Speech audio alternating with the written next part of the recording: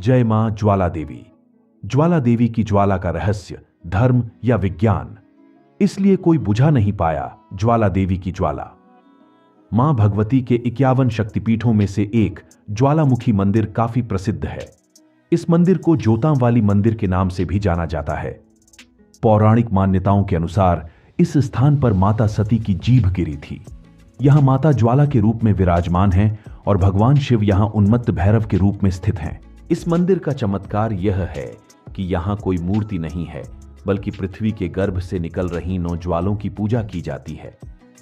आज तक इसका कोई रहस्य नहीं जान पाया है कि आखिर यह ज्वाला यहां से कैसे निकल रही है। कई भूवैज्ञानिक ने कई किलोमीटर की खुदाई करने के बाद भी यह पता नहीं लगा सके कि यह प्राकृतिक गैस कहां से निकल रही है। साथ ही आज तक कोई भी इस ज्वाला को बुझा भी नहीं पाया है। आइए जानते हैं ज्वाला देवी की ज्वाला का रहस्य क्या है, इसके पीछे धार्मिक या वैज्ञानिक मान्यताएं क्या हैं। यहां है मां की 9 ज्वाला। ज्वाला देवी मंदिर में बिना तेल और बाती के 9 ज्वालाएं जल रही हैं, जो माता के 9 स्वरूपों का प्रतीक हैं। मंदिर में एक सबसे बड़ी ज्वाला जो जल रही है वह ज्वाला माता है और अन्य 8 ज्वालाओं के रूप में मां अन्नपूर्णा, मां विंध्यवासिनी, मां चंडी देवी, मां महालक्ष्मी, मां हिंगलाज माता, देवी मां सरस्वती, मां अंबिका देवी एवं मां अंजी देवी हैं। ब्रिटिश साम्राज्य में की गई ऐसी कोशिश। मां ज्वाला देवी के मंदिर का निर्माण सबसे पहले राजा भूमिचंद ने करवाया था। इसके बाद 1835 में महाराजा रणजीत सिंह और राजा संसार चंद ने इसका पुनर्निर्माण करवाया था।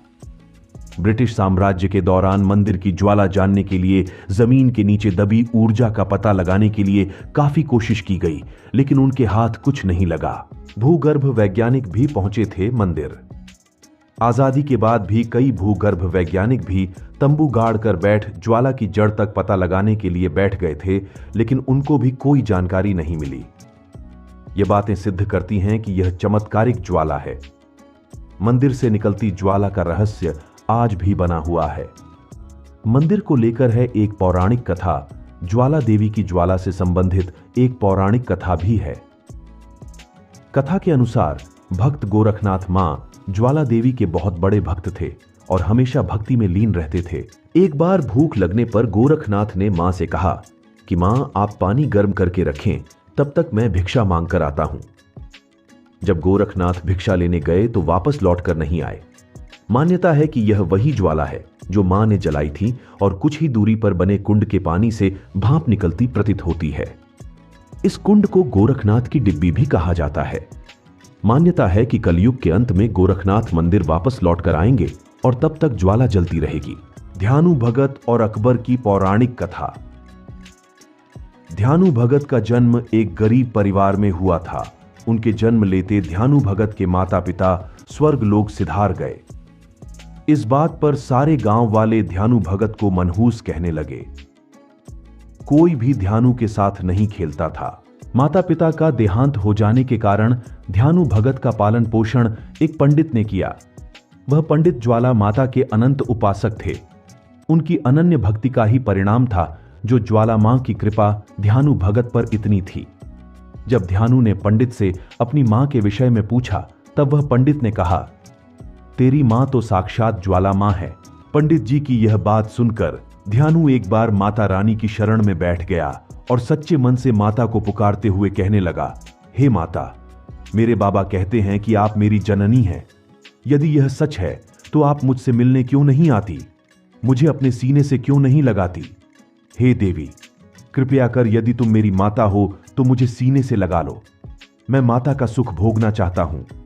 अपने बालक की पुकार सुन जगत जननी माता ज्वाला मां अपने पुत्र के सम्मुख प्रकट हुई और ध्यानु को अपने सीने से लगा लिया। समय बीता और अब वह नन्हा सा बालक बड़ा हुआ। ज्वाला देवी की विशेष कृपा ध्यानु पर थी। माता के आशीर्वाद से ध्यानु हर किसी के कष्टों को हरता था। माता के जगराते में वह यथाशक्ति करवाता था।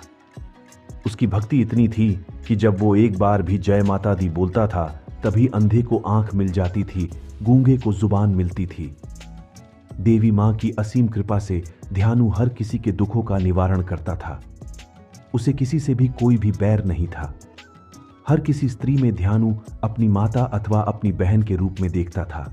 एक बार ध्यानु समस्त गांव वालों के साथ माता ज्वाला देवी के दर्शन के लिए जा रहा था।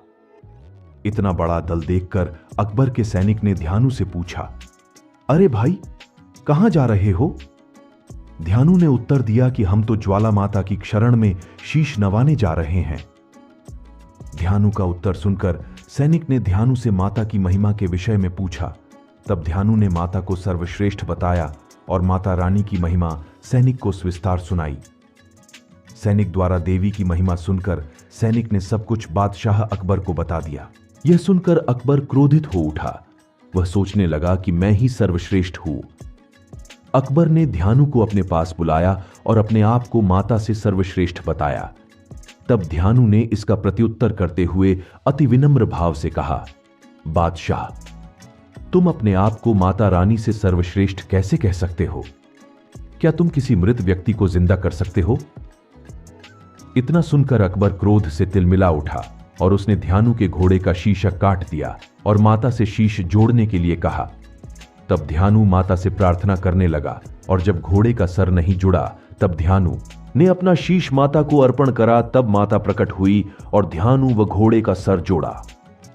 जब यह बात अकबर ने सुनी तब वह क्रोध से तिलमिला गया और उसने देवी ज्वाला पे तवे ढक दिए, पर वह ज्योत तवों को चीरकर बाहर आई। फिर अकबर ने ज्वाला माता के दर के पास नहरें खुदवाई, पर ज्वाला पानी से भी न बुझी। तब अकबर को माता पर पूर्ण विश्वास हुआ और वह बड़े अभिमान के साथ देवी ज्वाला के मंदिर में सोने का छत्र लेकर गया। पर वह छत्र अभिमान से दिया गया था, इसलिए वह छत्र सोने से बदलकर किसी और धातु में परिवर्तित हो गया। वह क्या धातु है, इसका पता आज तक कोई भी नहीं लगा पाया है। तत्पश्चात अकबर लौट गया। वह छत्र आज भी ज्वाला माता के मंदिर में रखा हुआ है। मान्यता है कि जो भी भक्त सच्चे मन से मां से जो भी मांगता है उसकी हर इच्छा पूरी होती है। कोई भी मां के दरबार से खाली नहीं जाता। और याद रखें, जिज्ञासु बने रहे, रचनात्मक बने रहे। और मैं आपको अगले वीडियो में देखूंगा। सभी को मेरा धन्यवाद। जय मां ज्वाला देवी।